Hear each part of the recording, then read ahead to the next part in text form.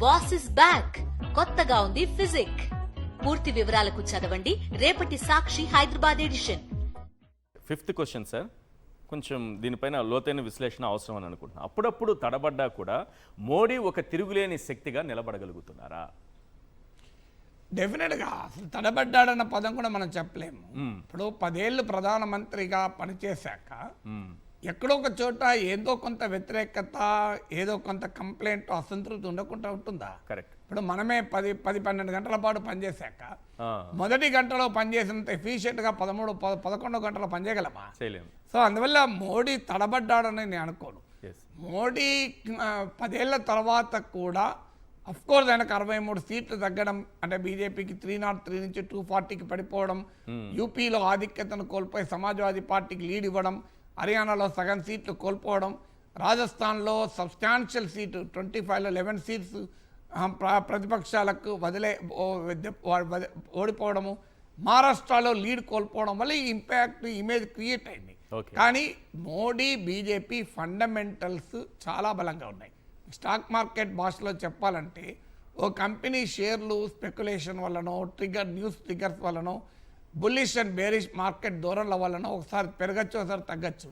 కానీ ఫండమెంటల్ బలంగా ఉన్న కంపెనీ ఒక లాంగ్ టర్మ్ ప్యాటర్న్ మీరు తీసుకుంటే అది బాగా పర్ఫామ్ చేస్తూనే ఉంటుంది. సో ఇక్కడ కూడా బీజేపీ, మోడీ ఒక పవర్ ఫండమెంటల్ బలంగా ఉన్న కంపెనీ లాంటిది. అందువల్ల ఒక లాంగ్ టర్మ్, ఒక ఎలక్షన్లో దెబ్బతినొచ్చు, ఒక ఎలక్షన్లో గెలవచ్చు, ఓ బై ఎలక్షన్లో దెబ్బతినొచ్చు, కానీ ఇది తాత్కాలికమే. లాంగ్ టర్మ్ గ్రోత్ స్ట్రాటజీ తీసుకుంటే ఫండమెంటల్ బలంగా ఉన్న వల్ల గెలిచారు. మీరు 2018 రాజస్థాన్, మధ్యప్రదేశ్, ఛత్తీస్గఢ్ అసెంబ్లీ ఎలక్షన్లో ఓడిపోయారు. అండ్ 2019 లోక్సభ ఎలక్షన్లో అక్కడ 65కి 60 పైన గెలుచుకున్నారు కదా.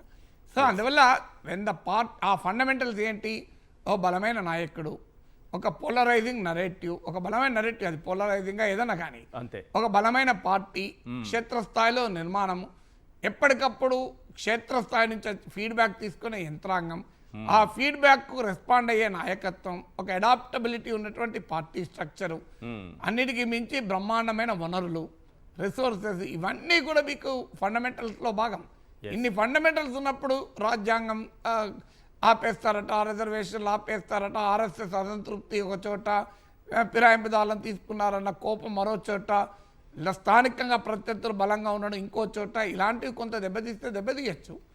అది మీకు వేవ్లను బట్టి కొన్నిసార్లు అటు ఇటు అవుతుంటాయి.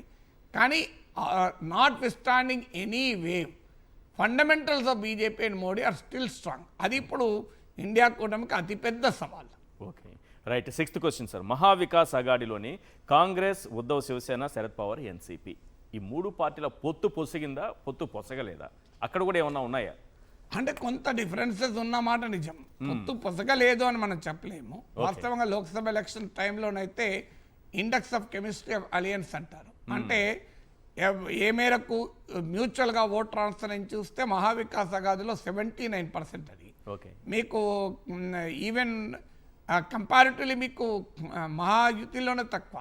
అందువల్ల పొత్తు పొసగలేదు అని అనలేం. కానీ మెయిన్ ఛాలెంజ్ ఎక్కడొచ్చిందంటే లీడర్ ఫేస్. ఇప్పుడు ఎలక్షన్స్ చాలా మట్టుకు మన దేశంలో ప్రెసిడెన్షియలైజ్ అయ్యాయి. ఒకప్పటిలాగా పార్లమెంటరీ డెమోక్రసీ లాగా ఎలక్షన్స్ ఫైట్ చేయడం లేదు. ప్రెసిడెన్షియలైజ్ అయినప్పుడు ఏమవుతుంది అంటే who is the leader, who is the chief minister, who is the anchor, who is the owner, యజమాని ఎవరు చేయాలి ఈ పని, మీకు ఎవరో ఒకరు సెక్యూరిటీ ఏంటి, మేము మీకు ఓటేస్తే మాకు ఎవరు డెలివరీ చేస్తానికి అకౌంటబిలిటీ ఏది, ఈ ప్రశ్న బలంగా ముందుకొచ్చింది. ఈ ప్రశ్నకు మహావికాస్ అఘాడీ దగ్గర సమాధానం లేకుండా.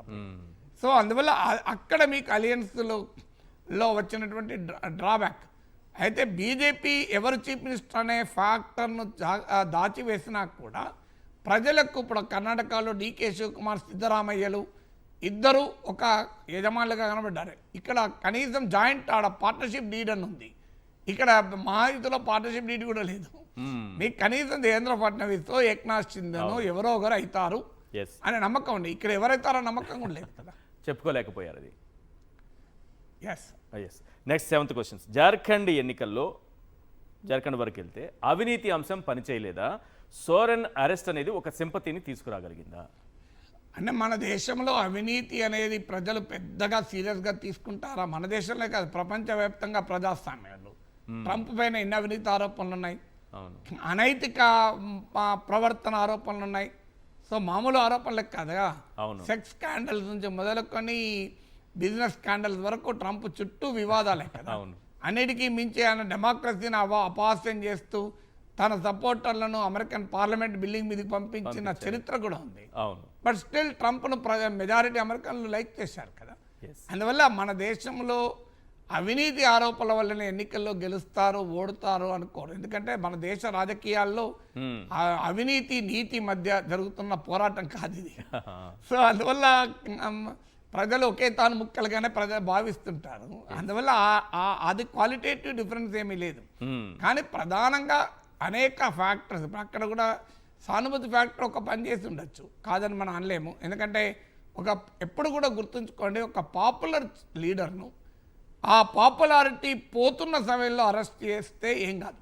ఓకే. ఎప్పుడు కూడా పాపులారిటీ దెబ్బతింటున్న సమయంలో సానుభూతులు పనిచేయవు. పాపులారిటీ దెబ్బ తినని సమయంలో కనుక అరెస్ట్ చేస్తే దెబ్బతింటాడు. మీకు అక్కడ హేమంత్ సోరెన్కి వచ్చిన అడ్వాంటేజ్ ఏంటంటే ఈ was still a popular leader, ఆయనకున్న బేస్ ఆయనకుంది. ఆ సమయంలో అరెస్ట్ చేసే వరకు సింపతి అయింది. సో ఎప్పుడు కూడా అరెస్ట్ అయినా మరో సానుభూతి అయినా కాంటెక్స్ట్ బట్టి ఉంటుంది. ఒక ప్రభుత్వం పైన వ్యతిరేకత పెరుగుతున్న సమయంలో ప్రతిపక్ష నాయకుడు అరెస్ట్ అయితే అది నష్టమవుతుంది. ప్రతిపక్ష నాయకుడు బలహీనంగా ఉన్న సమయంలో, ప్రభుత్వం బలంగా ఉన్న సమయంలో అరెస్ట్ అయితే వేరుంటుంది. అక్కడికి వచ్చేవరకు ఏంటంటే హేమంత్ సోరెన్ బలంగా ఉన్నాడు, ప్రత్యర్థి బీజేపీ బలహీనంగా ఉన్న సమయంలో అరెస్ట్ చేశాడు. అది డెఫినెట్గా బూమరాంగ్ అయి ఉంటుంది. ఎందుకంటే ట్రైబల్ లాయాలిటీ, ఎథనిక్ ఐడెంటిటీ, ఆయనే కాదు ఆయన సతీమణికి కూడా రోడ్డు మీదకి వచ్చి, కుటుంబమే రోడ్డు మీదకి వచ్చి ఎన్నికల్లో ప్రచారం చేశారు. సో ఆ విక్టింగ్ కార్డ్ ఎంతో కొంత ఉపయోగపడి ఉంటుంది.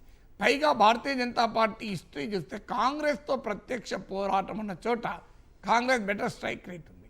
ప్రాంతీయ పార్టీలతో ప్రత్యక్షం ఉన్న చోటల్లా Congress weak, BJP performance weak ఉంది. మీరు ఆర్జేడీని ఓడించినంత, కాంగ్రెస్ను ఓడించినంత సులభంగా ఆర్జేడీని బీజేపీ ఓడించలేకపోయింది.